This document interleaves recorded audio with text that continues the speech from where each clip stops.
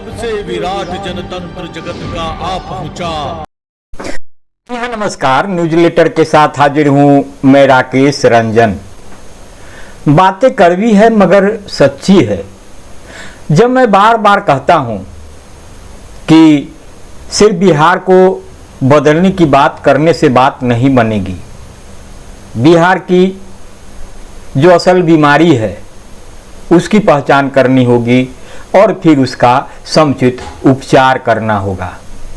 लेकिन आपको लगता है कि जो भी सियासत है, सियासतदान है,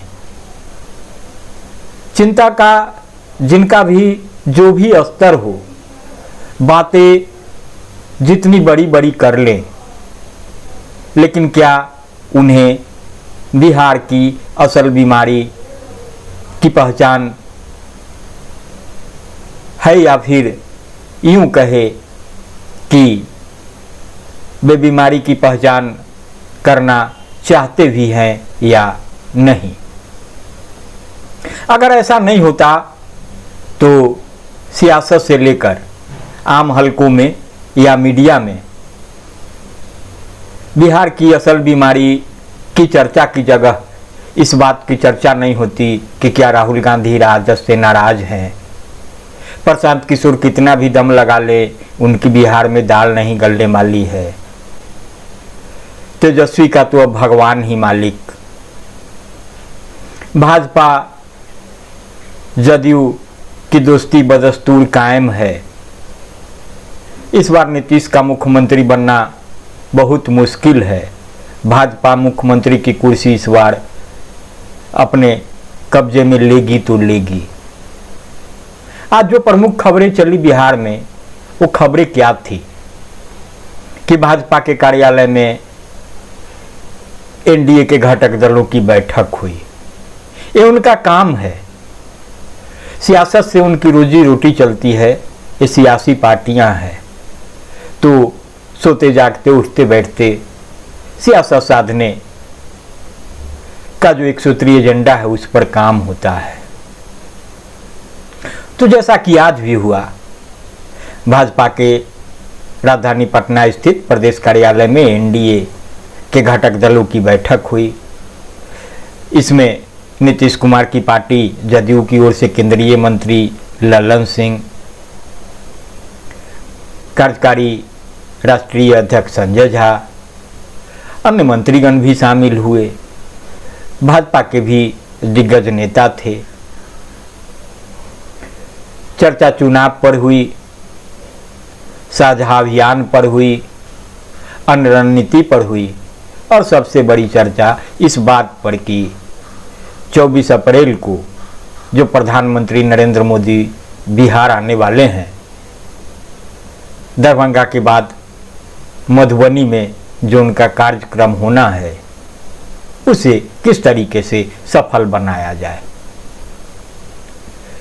बात राहुल गांधी की राजद से नाराजगी की, तो कहा जाता है कि कांग्रेस की ओर से जिस तरह से बिहार में विधानसभा चुनाव को लेकर अपने दम पर नए अंदाज में अभियान चलाए जा रहे हैं कांग्रेस की ओर से और अपने राष्ट्रीय नेताओं को बिहार भेजा जा रहा है, उससे स्पष्ट है कि इस बार कांग्रेस के मन में बहुत कुछ चल रहा है और वह राजद को बहुत भाव नहीं दे रही है।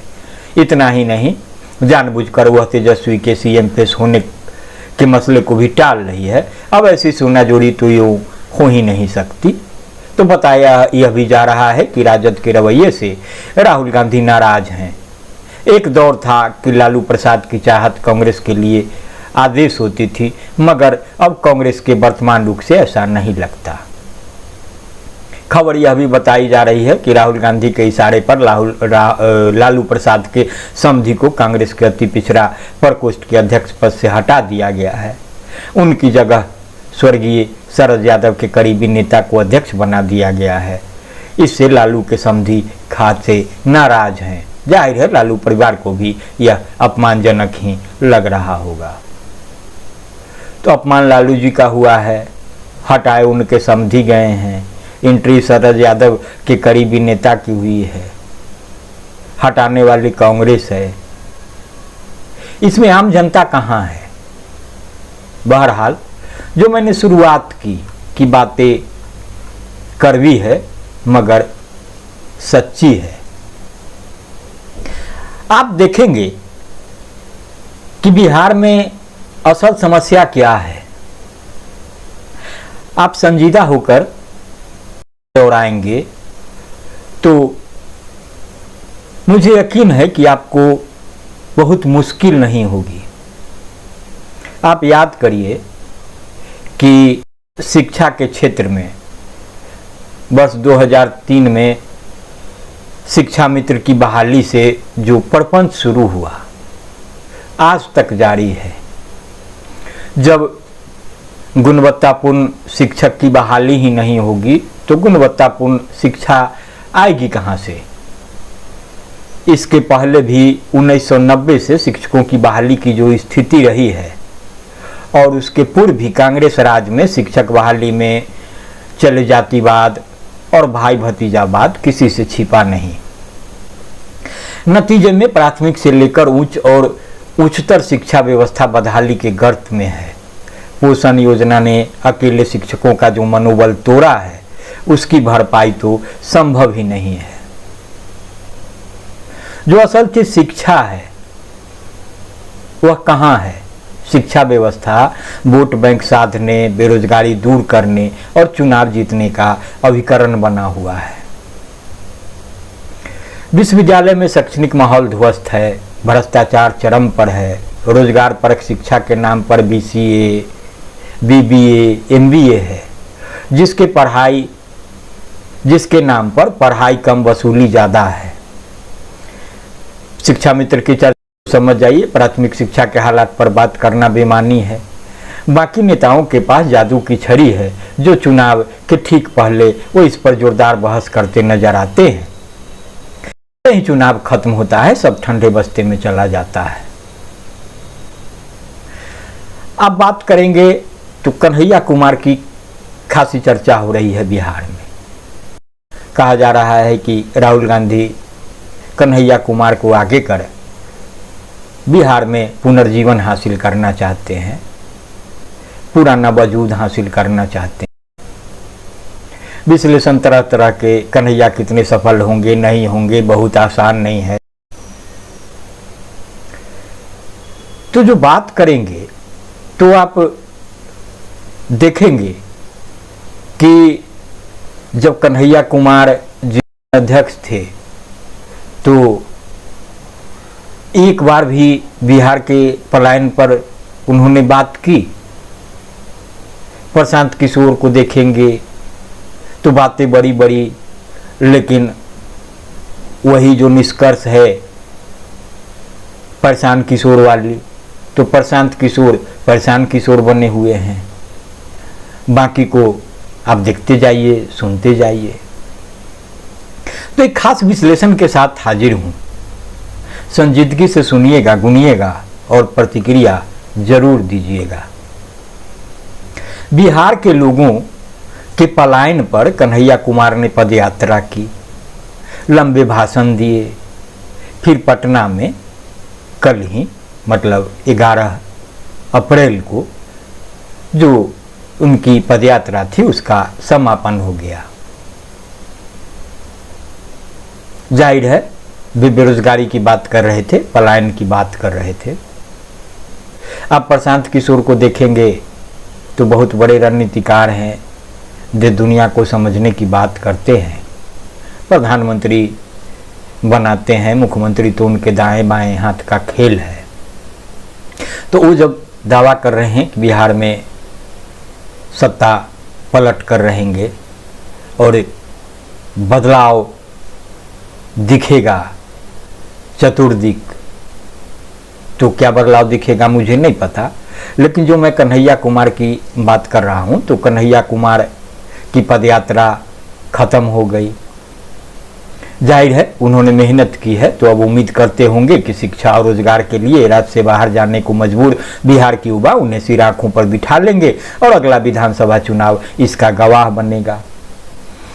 लंबी लंबी पदयात्राओं और जुझारू भाषणों के बाद बिहार की ध्वस्त शिक्षा और भ्रष्ट परीक्षा का बैनर पीछे टांगकर प्रशांत किशोर गांधी मैदान में आमरण अनशन पर बैठ गए थे। बहुत दिन नहीं बीते हैं। उसके बाद उन्होंने उम्मीद की कि अब बिहार के युवा उनमें अपने राज्य का भविष्य देखेंगे और अगला विधानसभा चुनाव इतिहास बनेगा, गवाह बनेगा। तो अपने भाषणों में न कन्हैया कुमार ने न प्रशांत किशोर ने उन कारणों की पड़ताल पर ध्यान केंद्रित किया कि बिहार से युवाओं का इतना अधिक पलायन आखिर होता क्यों है। इस पर अधिक बात करने की जरूरत भी नहीं थी, क्योंकि इसका उत्तर सब जानते हैं। जब अपने राज्य में अच्छी शिक्षा मिलेगी, जैसे कि मैं शुरुआत में कहा, तो जब न अपने राज्य में अच्छी शिक्षा मिलेगी न रोजगार मिलेगा तो लोग पलायन करेंगे ही। जादू की छड़ी न कन्हैया कुमार के पास है न प्रशांत किशोर के पास कि सत्ता आते ही वे कोई ऐसी कमाल कर दी और यह पलायन रुक जाए। तो जब तक राज्य में अच्छी नहीं मिलेगी, न रोजगार मिलेगा, तो लोग पलायन करेंगे ही करेंगे। किसी परिचर्चा में एक विशेषज्ञ बता रहे थे कि देश की कुल फैक्ट्रियों का महज 1.3% बिहार में है, जबकि देश की कुल आबादी का लगभग 10% बिहार में है। तो कृषि बिहार में ऐसा कोई चमकता नहीं है जो आबादी के अनुपात में रोजगार दे सके, तो रोजगार के लिए पलायन तो होगा। सवाल है कि बिहार के जो करोड़ों लोग बाहर हैं, उनके रोजगार की क्वालिटी क्या है। इसका सीधा जवाब है कि अधिसंख्य बिहारी राज्य के बाहर कहीं न कहीं रेहड़ी लगाए हैं, कहीं मजदूरी कर रहे हैं, कहीं टेम्पू रिक्शा चला रहे हैं, कहीं घरेलू नौकर ड्राइवर आदि हैं। तो बिहार की शिक्षा की जो क्वालिटी, उसी अनुपात में रोजगार भी निर्भर करती है। तो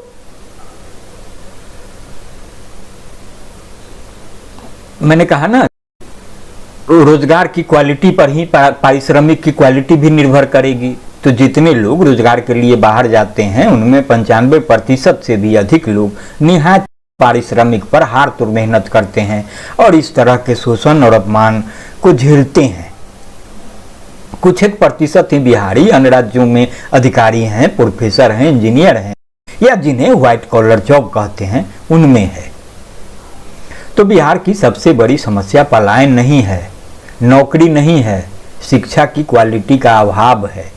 यह अभाव पलायन को दर्दनाक बनाता है और युवाओं के भविष्य को नष्ट करता है। अति भ्रष्टाचार और घोर प्रशासनिक अराजकता से ग्रस्त बिहार का शिक्षा तंत्र इस राज्य के निर्धन युवाओं के लिए सबसे बड़ा अभिशाप है। इस तंत्र से निकले युवा क्वालिटी रोजगार में कैसे जाएं? इसलिए महानगरों में बिहार के ग्रेजुएट और पोस्ट ग्रेजुएट बड़ी संख्या में खोमचे लगाएं, सिक्योरिटी गार्ड की नौकरी करते, टेम्पू और ई रिक्शा चलाते, मजदूरी करते मिल जाएंगे। अब आइए ब्यूरोक्रेसी पर। ब्यूरोक्रेसी ने बिहार की स्कूली शिक्षा को बर्बाद करने में कोई कोर कसर नहीं छोड़ी, जबकि विश्वविद्यालयों की ऊंची कुर्सियों पर बैठे भ्रष्ट और अनैतिक बुद्धिजीवियों की जमात के साथ ही सरकारी उदासीनता ने उस शिक्षा की दुर्दशा करने में कोई कसर बाकी नहीं रखी। बिहार की राजनीति में शिक्षा कोई विमर्श का विषय ही नहीं है। यह एक अकेला उदाहरण है कि बिहार के राजनीतिज्ञों का चिंतन बिहार के खास संदर्भों में किस हद तक दरिद्र है। जो सबसे बड़ी समस्या है और जो अनेक समस्याओं को जन्म देती है, वह बिहार की शिक्षा, जिस क्वालिटी देश के सबसे निचले दर्जे में आंकी जा रही है। प्रतिवर्ष लाखों की संख्या में बिहार से छात्रों का पलायन उस शिक्षा के लिए होता है। यहाँ तक कि मेडिकल और इंजीनियरिंग में एडमिशन के लिए बेहतर स्तर के कोचिंग के लिए भी यहाँ के बच्चे बड़ी संख्या में बाहर जा रहे हैं। अरबों रुपए बिहार के लोगों का सिर्फ इसलिए बाहर जा रहा है क्योंकि यहाँ के अधिकतर उस शिक्षक परिसरों में भ्रष्ट और अनैतिक तत्व पूरी तरह काबिज हो चुके हैं, जो इस तथ्य की गारंटी देते हैं कि और चाहे जो हो, इन परिसरों में शैक्षणिक और प्रशासनिक अराजकता रहने वाली है। पब्लिक मनी की निर्मम और निर्बाध लूट बाकायदा सांस्थानिक रूप से जारी रहने वाली है। तो जो पढ़ने लिखने के प्रति गंभीर हैं, आर्थिक रूप से सक्षम हैं वे बिहार के बाहर चले जाते हैं। बाकी तमाम बिहारी युवा यहाँ के परिसरों में व्याप्त अंधेरों में जूझने को अभिशप्त होते हैं और यहाँ की शैक्षणिक और प्रशासनिक अराजकता के गवाह बनते हैं। क्वालिटी से रहित शिक्षा बिहार के लाखों युवाओं को डिग्री मिलने के बाद भी किसी लायक नहीं रहने देती।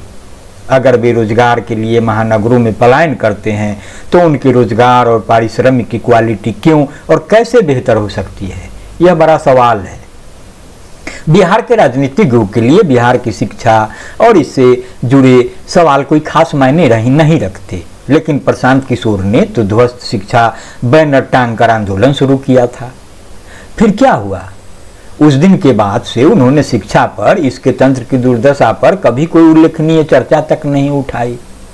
यही कन्हैया कुमार ने किया। पदयात्रा के दौरान अनेकों यूट्यूब चैनलों पर उनके जोरदार भाषण सुनाई देते रहे। बड़ी बड़ी बातें, बदलाव, युवा विचार, आंदोलन और भी क्या क्या, लेकिन उन्होंने इस पर अधिक ध्यान नहीं दिया, अधिक चर्चा नहीं। पब्लिक मनी के इतने इन्वेस्टमेंट के बाद भी बिहार के अधिकतर संस्थान क्वालिटी शिक्षा क्यों नहीं दे पा रहे? क्यों हमारे संस्थान प्रतिवर्ष लाखों की संख्या में व्हाइट कॉलर वर्कर्स की जगह अकुशल मजदूर उगल रहे हैं? बिहार की जो भौगोलिक और औद्योगिक संरचना है वह यह तय करती है कि रोजगार के लिए बिहारियों को बड़ी संख्या में बाहर जाना ही होगा। कल चाहे प्रशांत मुख्यमंत्री बन जाएं, चाहे कन्हैया कुमार बन जाए या अपनी हिंद सेना का बैनर लेकर उतरे शिवदीप लांडे ही क्यों न बन जाएं, बाहर जाकर नौकरी करना, रोजगार करना कोई बुरी बात नहीं है। आखिर यह ग्लोबलाइजेशन का जमाना है, लोग तो नौकरी रोजगार के लिए विदेश जा रहे हैं। दूसरी बात यह है कि बिहार की डिग्रियों को बाहर संदेह किया जाता है। यहाँ के उच्च डिग्रीधारियों की बड़ी संख्या को क्वालिटी रही शिक्षा के कारण व्हाइट कॉलर जॉब नहीं दिया जाता है। यहाँ का उच्च शिक्षा प्राप्त नौजवान दिल्ली नोएडा में निजी सिक्योरिटी गार्ड है, मॉल्स में सेल्स बॉय है। भारत इस मामले में आगे है कि यहाँ guard, sales boy, delivery person आदि बेहद कम वेतन पाते हैं, जबकि मेहनत हार तोड़ करते हैं। यह एक अलग और भीषण सामाजिक आर्थिक समस्या बन गई है कि कमर तोड़ काम करवाकर कामगारों को बेहद कम वेतन दिया जा रहा है और कॉरपोरेट्स का मुनाफा बढ़ता जा रहा है। कैपिटलिज्म के इस अंतर विरोध का इस भारत देश में सबसे बड़ा शिकार बिहार का युवा है। तो मैं अपनी बात समाप्त करूंगा। बिहार के वरिष्ठ पत्रकार रहे हेमंत कुमार झा की पंक्तियों से। हेमंत कुमार झा पाटलिपुत्रा यूनिवर्सिटी में एसोसिएट प्रोफेसर हैं, लेकिन एक बात याद दिलाना चाहता हूं, कन्हैया कुमार का सौभाग्य है कि उन्होंने जेएनयू जैसे प्रतिष्ठित संस्थान में पढ़ाई की है, वहाँ से पीएचडी की डिग्री ली है। यह बात अलग है कि जेएनयू के कैंपस में ही जो कुछ हुआ, उन्हें तिहाड़ की यात्रा करनी पड़ी, टुकड़े टुकड़े गैंग वाला कहा गया और फिर उनकी राह सियासत की ओर मुड़ गई, जहां से उनकी शिक्षा दीक्षा हुई थी, सियासी शिक्षा दीक्षा, वहां से दूर यानी सीपीआई से अब कांग्रेस में हैं, अपनी संभावना तलाश रहे हैं। लेकिन न कन्हैया कुमार को, न तथाकथित नेताओं के बहकावे में आकर कन्हैया कुमार को टुकड़े टुकड़े गैंग से नवाजने वाले बिहार के आम जन को कि जेएनयू जैसे संस्थान हैं वहाँ स्तरीय पढ़ाई हो जाती है और वहाँ कन्हैया कुमार जैसा आम बिहारी भी पढ़ लेता है, उसकी असली वजह क्या है। इस बात को समझने की ज़रूरत है कि करोड़ों खर्च कर बिहार एक स्तरीय शिक्षण संस्थान आज तक नहीं दे सका। बिहार के मुकम्मल शिक्षा तंत्र की मैंने बात कर ली, लंबी बातचीत, तस्वीर खींचा, आपको समझाया। तो चाहे वो बिहार के लीडरान हों या दिल्ली के तख्त पर बैठे या दिल्ली के तख्त के दावेदार लीडरान और उनकी पार्टी, उनके लिए आम लोग, आम बिहारी कहाँ है, उसकी चिंता किस रूप में है, इसको बड़ी संजीदगी से सोचने की ज़रूरत है, चिंतन मनन करने की ज़रूरत है। तो हेमंत कुमार झा कहते हैं कि बिहार के नेताओं को लज्जा नहीं आती, इसलिए इस पर अधिक विमर्श नहीं होता कि बजट का इतना बड़ा हिस्सा शिक्षा पर खर्च करने के बावजूद बिहार की शिक्षा क्वालिटी के मामले में इतनी दरिद्र क्यों है। बिहार की सतत दरिद्रता का यह सबसे बड़ा कारण है। तो मेरा आग्रह होगा कि संजीदगी से सुनने गुनने के बाद यावश देंगे, लाइक करेंगे, शेयर करेंगे, और फिर जो मैंने सवाल उठाए हैं, जिस असल सवाल की बात की है कि इस भटकावे में नहीं आइए कि बिहार के लिए पलायन, बेरोजगारी बड़ा मुद्दा है, बड़ा मुद्दा शिक्षा है, जहाँ से ये तमाम बीमारियाँ पनपती है। बीमार शिक्षा व्यवस्था की वजह से जो उसका दुष्प्रभाव है वो विभिन्न क्षेत्रों पर पड़ता है और फिर एक मुकम्मल तस्वीर बनती है। तो बीमारी का सही उपचार जरूरी है। तो उपचार के लिए दवा बनाइए, आगे बढ़िए, नेताओं की कान उमेटिए, उनके बहलावे में फुसलावे में मत जाइए। बैनर अलग अलग हैं, बातें अलग अलग हैं, लेकिन सबों का मकसद एक है, आपको बेवकूफ़ बनाना और अपनी रोटी सेकना। आपका बदतर जीवन ही उनकी बेहतरी का वाहक है। तो बहरहाल इतना ही। नमस्कार।